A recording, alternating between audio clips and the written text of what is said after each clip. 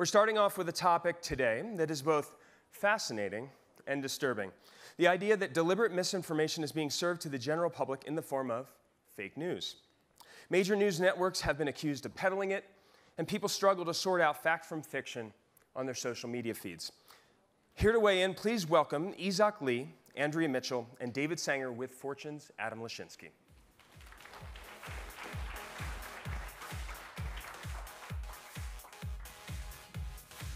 Good morning, everybody.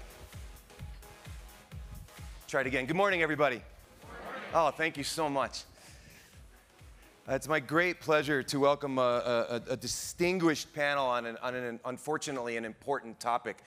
To my right is Isaac Lee, who is the Chief Content Officer for Univision and for Televisa, which is Mexico's leading broadcaster. Correct.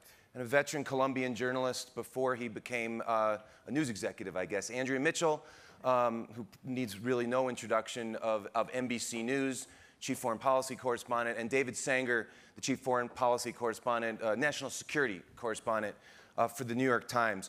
We have a complicated topic to get into very quickly this morning because fake news really means at least two things. The original meaning was this business of criminals in places like Eastern Europe and elsewhere putting fake stories on places like Twitter and Facebook, sometimes to make money, sometimes to hurt candidates. The completely new definition is the definition that the President of the United States has labeled anytime he doesn't like a story in the media about him. We've seen it just today. Isaac, I want to turn to you first. Most people probably don't know that you oversee The Onion. It's funny because in a sense, The Onion invented fake news in a completely earnest way. Timing is great. How did we get here? I don't know, but I think that The Onion plays a very important role to differentiate that what we do is to actually use satire to point out the absurdity of fake news. And what people that are using fake news as a tool do is to use and focus on the biases and fears of people to perpetuate ignorance. And those two things are very different. So I think that The Onion will be playing a huge role in the next couple of years, for some reason. I don't know if they're ready. I promised we wouldn't do it soon if we can't do it quickly. The Onion actually did something recently that I know you want to show. It may come up on the screen in a moment. When it does, it's right there. Tell everybody what they're looking at, Isaac. Well, we published a 700-page document dump that is absolutely classified. And you can see there intercepted emails, the president's own doodles, tons of things that are what you would find today in a White House secret file. Andrea, did you ever think we would come to this moment where we would be, this stuff is funny. It always was funny, but it's pretty darn realistic. It's life imitating art, art imitating life. We're at a really difficult crossroads, though, for those of us in the media who deal with this every day. There is the fake news, the bots, the criminal enterprises. We're only beginning to get to the bottom of it. We're going to see more and learn more from 4 investigations that we know of on Capitol Hill and obviously from Robert Mueller's investigation. What we now know is that there were micro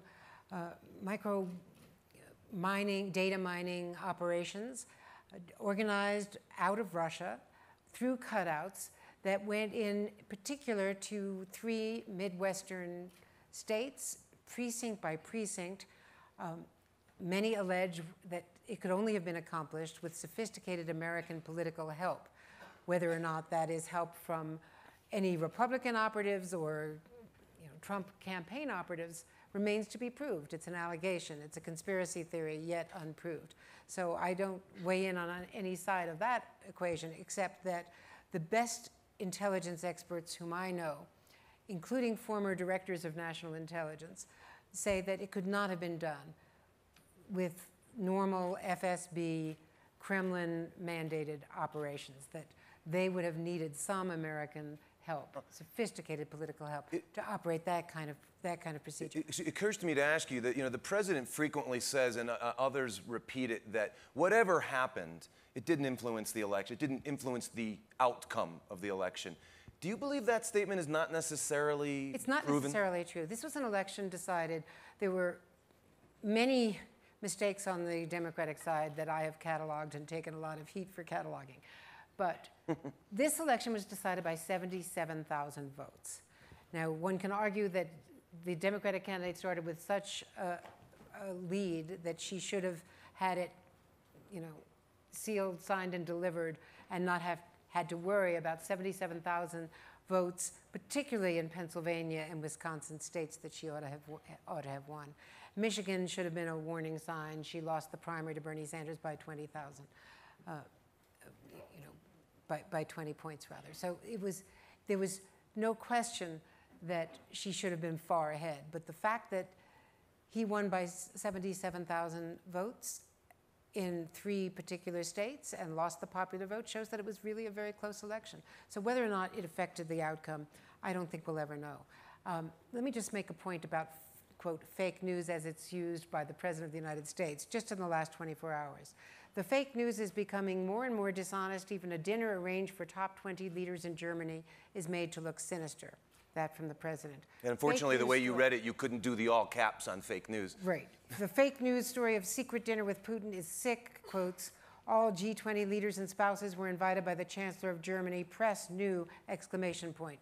That's not the point. The point is, yes, we had pictures of the dinner, the G20 dinner, and knew that there was a dinner for the spouses. What we did not know, what they did not disclose, what even his staff did not know, was that there was a 1-hour, one-on-one, tete-a-tete, only with a Russian government translator, nobody from the NSC, nobody from a State Department interpreter. Nobody knows what Putin and Trump discussed, but we do know that Putin's agenda overall is to get those compounds back, is to get the Magnitsky sanctions. The compounds, the U.S. the US properties in the U.S., which diplomatic General Clapper told me on July 7th were definitely used for espionage. So there are a lot of issues, and we know that there is still a lot of questions about the stated meeting, the 2.5-hour meeting that took place earlier in that same day. So I want to stick with Russia for a moment. And David, the New York Times has done voluminous investigative reporting on the Russian connection, if you will. Would you talk about that a little bit? Sure. Well, first, I want to say it's great to be here, and I have to tell you of the 2 print publications represented here as the father of teenage and young 20s boys, I would not want to do the count of whether the Onion or the New York Times is more thoroughly read in our household. It would not work out well for me. On the Russia investigation, I think you have to think about this in sort of 3 distinct phases. The first phase was what Russia has been doing around Europe, in Ukraine, all around the Baltics, which you have to consider to be the practice area. I cover cyber and the intersection of cyber and national security for the Times. I was in Ukraine last week. Ukraine is the testing ground for every single technique you have seen used in the US elections, the French election, probably what you will see being used in the German election, okay? When you say the testing ground, you mean you assume this is Kremlin activity, Kremlin-sponsored activity? If not Kremlin-sponsored, I mean, this is the difficulty with cyber. You can always figure out, you can usually figure out what country it came from. You can't often figure out who was paying the people who did it. Because in the world of cyber, this is why cyber is different than nuclear. Only governments had nuclear weapons until AQ Khan came along, right? In cyber, governments have them, criminal groups have them, teenagers have them. None of those groups except governments sign treaties. So it's never quite clear what's going on. Patriotic hackers have them. So think of phase 1 of the years of Russian, not simply Russian, but largely Russian activity. And this is what the Times documented in that series about Russia, and that ran from basically the beginning of last year through the election and the reconstruction that won the Pulitzer this past year. And if you go back into that series, and we put them all together on the Times website as a series, you can sort of see the progression of Russian activity. At some point during the election, and it may be, fascinatingly, right around the time of the meeting that Donald Trump Jr. and Kushner and everybody else walking by Fifth Avenue seemed to go into, right? If you look at that time period in June, the Russians, it's right around that time that the Russians do a switch. They come to the conclusion, this guy might actually win, okay? And then you begin to see, well, the next week, the revelation of the DNC hack, which we got not from the government of the United States and not from the Obama administration, which reacted way too slowly to this, but rather from CrowdStrike. Then you see the president saying to the Russians, go hack into Hillary's emails, even if he said it jokingly. You see him take some policy positions, including in interviews that Maggie Haberman and I did with him just the night before he took he accepted the nomination, that began to question whether or not the United States would come to the aid of NATO countries, that began to say, well, you know, maybe we shouldn't get upset about Crimea and so forth. So you have that policy side of it. Then you have the period that Andrea talked about. And that's the third period, is what you're saying, the third phase. That's Let me the just third point phase. out Please. the Republican platform on Ukraine, influenced heavily by Paul Manafort, who by then was the campaign manager, and who had an extensive background in Russia and Ukraine. Absolutely. So something may have changed, and actually we'll hear from John Brennan later on today, Right. but it's John Brennan who said in testimony that come the summer, he was suddenly getting quite concerned that the Russian goals had changed. Okay, partly for time, partly because we will have John Brennan later. I want to pivot from whatever happened. It's hard to understand, but there will be facts, if you will. There are facts. Okay, there are, and there will be more. To something that is less factual, which is this this odd circumstance we have right now of the way that there has always been tension between the President of the United States and the media. Andrea, I said to you confrontational. You said maybe adversarial is a better word.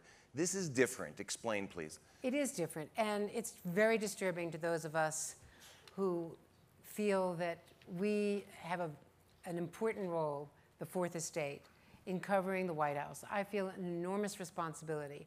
I still find myself getting emotional when I walk through those gates. David and I have both been White House correspondents. We've now evolved to be doing our work outside of the White House bubble, which is more challenging and also more rewarding and exciting in a lot of ways. But I started as a young correspondent filling in during the Jimmy Carter years and covered 8 years of Ronald Reagan and the Cold War, where the demarcation was a lot easier, and all the summits with Gorbachev. And then the Bill Clinton years, I was on the Hill during George Herbert Walker Bush. But there has always been, I think appropriately, adversarial relationship. And past presidents, both Bushes, Bill Clinton, who certainly had a very tough time with the press corps, Hillary Clinton, who had an enormously difficult, contentious relationship with the press, even in this last campaign, all recognized the importance, the historically important role. There is a difference now, and the fake news, the fake news allegation, calling us the enemy of the people, which sounds like a Soviet-era accusation, I think is very damaging. It's damaging to us as an institution, and it's had its impact. He has an enormous megaphone. Let me flip this on any of you to ask a direct question, or let's say a sincere question. Is the mainstream media out to get Donald Trump, and does the mainstream media behave as the resistance? My view is, and I'd be interested in the view of The Onion, which might have a different role here in some way, but my view is the biggest single mistake we could do in navigating our coverage of the Trump administration would be to let ourselves become the resistance to the government in place. because the only way that you push back at all of the forces that Andrea's quite accurately laid out here is for people to realize over time that those stories that get assailed because they were based on anonymous sources, they usually say illegal anonymous sources. Most of them are highly legal anonymous sources. I mean, the White House says they're the White House, right, or so forth. If you look at those over the past 6 months and ask, what is the rate at which stories at which we have published based on anonymous sources have very rapidly turned out to be true, backed up by documentary evidence, including, say, the emails of the president's son in this case and so forth, it's incredibly high. Maybe that we should tweet these real news. And that the repetition of the fake news part, time and time again, is an effort to get people not to look at that set of facts, but instead to put a moniker on this, the way the president had at various points on candidates. It's branding. And let me just point to the Wall Street Journal editorial yesterday. The editorial page called "The Trumps and the Truth," which basically argues, and the Wall Street Journal editorial page has not been, historically very critical of Donald Trump, as president at least. This is a very challenging editorial saying they should put it all out. It's the drip, drip, drip. It's first saying that Don Jr. saying to Sean Hannity, I've told you everything there is, and now we know there are 8 people, including a, quote, former Kremlin counterintelligence official, and experts will tell you there's no such thing as a former counterintelligence I think official. Putin is the one who said that himself, right? And so if they would just put it all out there, it would not seem as conspiratorial. Isak, I want to ask you, you're Colombian by birth, you live in Mexico today, you've lived in the United States. I would like to ask you to represent Mexico and the rest of the world, please, and tell us. No pressure. Right, yeah, he's up to it, trust me. Tell us what the rest of the world, both journalists and others, think about all of this. This is starting to look like a Latin American third world country. And it's a laugh line, except that it's not funny, right? Look, when I used to live in Colombia, and I was a journalist leading Semana, you worried that journalists were going to be killed. Then I moved into the US, and it was wonderful to see that the worst thing that can happen to you is that they don't get invited to a cocktail if they don't like your story. It's not like that anymore. And we as Americans, I'm an American, are very good at pointing out when there are no democratic values in other countries and at calling them out and at criticizing other presidents. We now have to see if we are seeing those values being undermined by our own president. And I think that's a very important issue. Now, from the Univision point of view, remember that it was Jorge Ramos the first time that we saw that behavior that was very worrisome to us. Famous broadcaster, Trump kicked him out of a campaign. Yes, and one of his security guards pushed him out, and when he was outside said something like, "Go back to Univision." I was very concerned. I thought that there was something going on there. And in terms of fake news, everything that he has said about immigrants for politics is fake news. Net immigration is less than 0. We have more Mexicans going back than coming in. We can see studies by the Kaufman Institute that will prove that immigrants are entrepreneurial, and within that, Latinos are the most entrepreneurial of immigrants, and more so, it is proved by the US Census in a 30-year study that immigrants are less likely to commit a crime. So everything that has been said about the people that we inform to is fake news. Yeah, these are facts. So I want to come to your questions. Raise your hand. A paddle will come, or the yellow paddle will come to you. When it's your opportunity to ask the question, please tell us who you are. We'll go back here. I'm sitting here thinking, can we say something nice about Donald Trump? And the thing that occurs to me is, and I think this goes back to his personality and his experience, for all of his hatred for the press, he talks to the press a fair amount. He relied on the press for years and years. And I did a story last night on Nightly News about the Afghan Teenage girls robotics team twice denied visas. They traveled 500 miles to Kabul twice to get visas and had to go back to their hometown. Finally, the president intervened, I believe because of Ivanka and probably Dina Powell. But the State Department twice denied them visas because they thought that these teenage girls trained to compete at DAR Constitution Hall, for crying out loud, in Washington, D.C., with 157 other teams from countries, would somehow not return back, would overstay their visas. They won a silver medal last night, and we did the story. But I did the story because we didn't have the evidence of what the State Department had done or not done. I did a straight story that the president intervened, Ivanka showed up to award them the medals. And so I think it was a case where he responds to the individual. Yeah, I was going to say, it shouldn't have, it's not the democratic process. It shouldn't have to work But the other thing, on your point, quickly, is David, please. For all that he beats up on NBC, CNN, the New York Times, you know, so forth. Fortune's been lucky so far, but your moment will come. We could discuss that. Okay. Yeah. But for all of that, he continues to talk, probably more than any president I've ever covered. Yeah. This is my point. Yeah. Right, and we could psychoanalyze but that. not hold news conferences. But not hold news conferences. But he still talks to reporters, even from the institutions that he beats up on. Yeah, please tell us who you are. Hi, my name's Jason Rapp. Good morning. Good morning. One, I suppose, comment is that the term fake news, as used by the president, is this wonderful Orwellian turnaround because it, of course, used to mean the sophisticated placement of propaganda for political purposes, and now we're just talking about it as, you know, what we like or don't like. But I guess one of the things around the GRU activity is that, and the hacking generally, is that the results of those hackings, the Podesta emails, for example, or the placement of opposition research hacked from the Democratic Congressional Campaign Committee and placed into local news outlets, is has the effect of the proper or legitimate news media using the otherwise ill-gotten gains for, you know, its own journalistic purposes.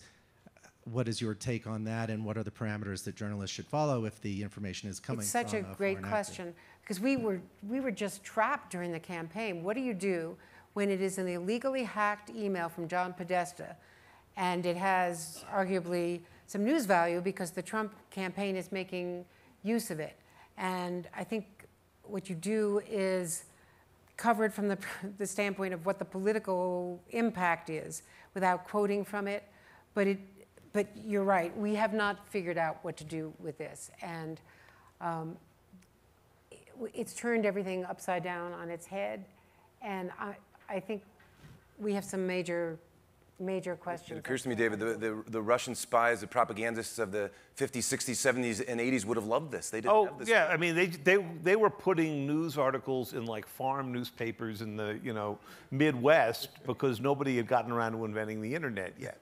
And so what this has done is taken, as you point out correctly, an old Stalin-like technique and just put it on steroids because the web isn't able to do it. But I think that Andrea raises a really good point, which is we have a lot of thinking and self-reflection to do on this point.